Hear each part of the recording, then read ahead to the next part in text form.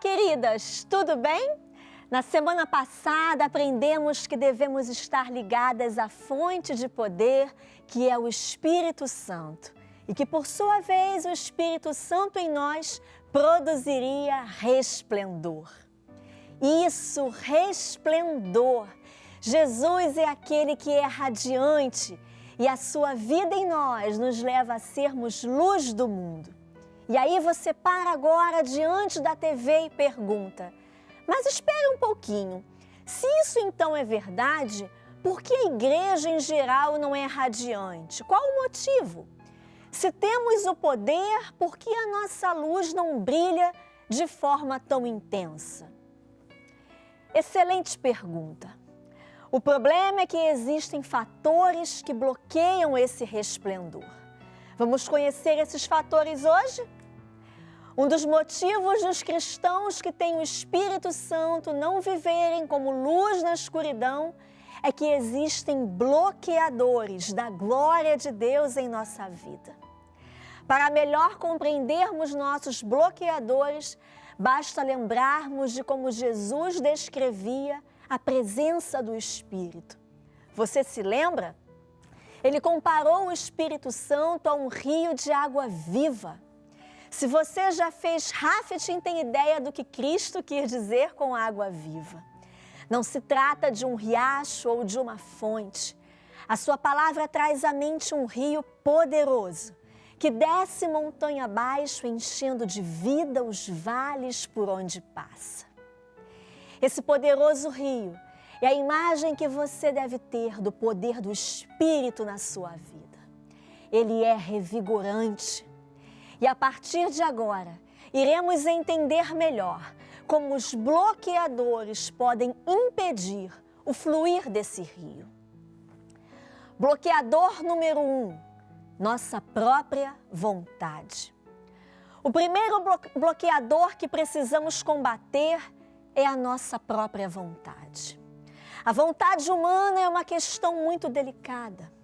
Deus nos deu o livre-arbítrio, não nos fez como robôs pré-programados com uma função denominada adorar a Deus, ou até mesmo com um piloto automático chamado obediência.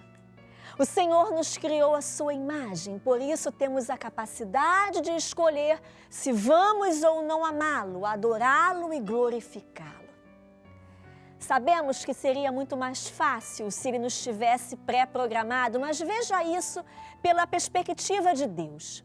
Se você criasse o mundo e os seus habitantes por amor, não faria sentido que a sua criação o amasse por isso? Se o amor não fosse uma escolha, seria amor? Não, é claro que não. Seria uma obrigação. Nenhuma mulher quer receber flores no dia dos namorados por obrigação, não é verdade? Ela espera que o seu marido, noivo ou namorado haja em demonstração de um profundo amor. Há uma grande diferença. Deus é mais glorificado quando nós, as suas criaturas, escolhemos amá-lo e adorá-lo por reconhecermos o quanto ele é digno do nosso afeto e da nossa devoção. Vamos esclarecer algo aqui. Ele é Senhor da vida de todos, isso não se discute. A passagem de Filipenses 2, 10 e 11 afirma de forma poderosa que isso é para que ao nome de Jesus se dobre todo o joelho, nos céus, na terra e debaixo da terra, e toda a língua confesse que Jesus Cristo é o Senhor, para a glória de Deus Pai. Se todo joelho se dobrará, a questão é se nos curvaremos em submissão ao Senhor de forma voluntária ou não. Escolher amar e glorificar a Deus é o ponto a que a vontade humana tem de chegar. As Escrituras ensinam que ninguém pode dizer que Jesus é Senhor se não for pelo Espírito. Porém, mesmo depois de nos tornarmos novas criaturas, a nossa velha e pecadora natureza eleva o seu queixo insolente e resiste à autoridade de Deus, dizendo: não quero seguir a Deus, desejo fazer o que bem entendo. Quando essas atitudes insubmissas vêm à tona, uma barragem é colocada no meio do rio, fazendo o fluir do Espírito parar drasticamente. Aceitar Cristo como Senhor e Salvador é, sem sombra de dúvida, a maior decisão das nossas vidas. Porém, entregar a nossa vida, abrindo mão dos nossos planos a fim de vivermos nos caminhos de Deus e não mais nos nossos, dá um pouco mais de trabalho. Precisamos nos esforçar para não somente entender, mas principalmente crer que os caminhos do Senhor são muito melhores do que os nossos. E esse é o problema de muita gente. Embora sejamos gratas pela salvação e empolgadas com a ideia de passar a eternidade no céu, quando se trata de quem vai dirigir o espetáculo da nossa vida, bem, isso é outra história. Deus guia, fala, orienta e dirige. Mas se não estivermos dispostas a segui-lo, não refletiremos o brilho de Jesus. A vida dele está em nós, porém, quando resistimos a ele, não produzimos o fruto do Espírito. Lembre-se, aquilo de que você se encher irá governar você. E o Espírito só tem um modo de nos governar: se formos influenciados por Ele.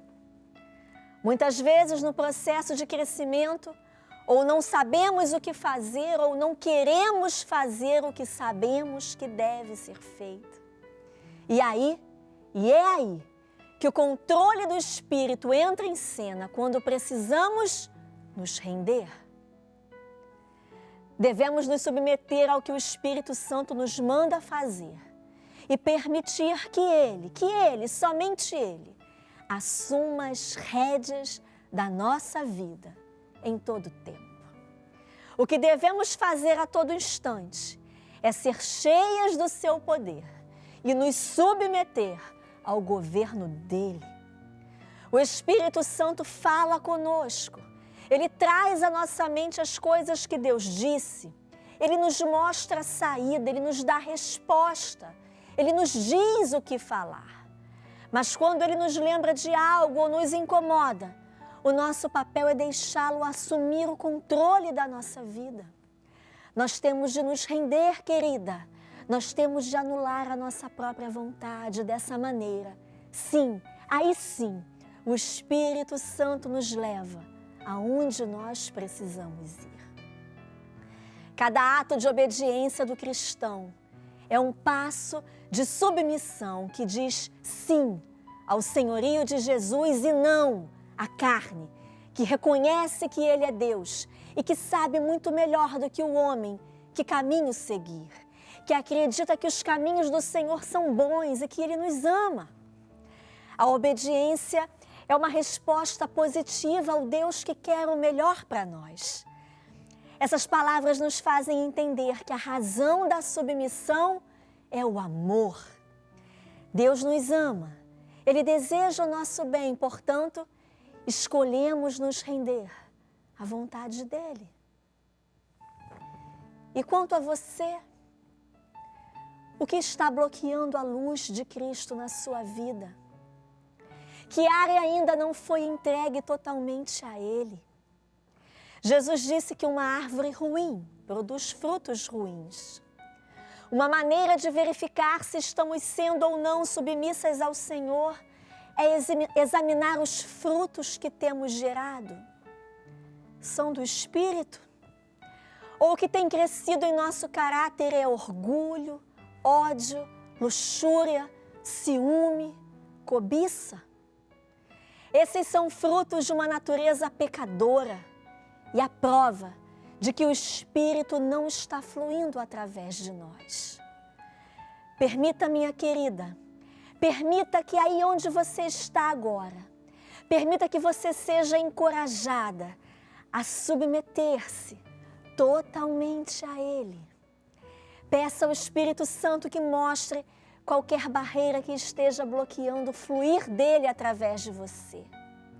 E eu a estimulo a, de joelhos nesse momento, permitir que a dinamite do amor de Deus destrua todas as barreiras que ainda existam na sua vida. Acredite, minha querida, Ele quer fazer isso.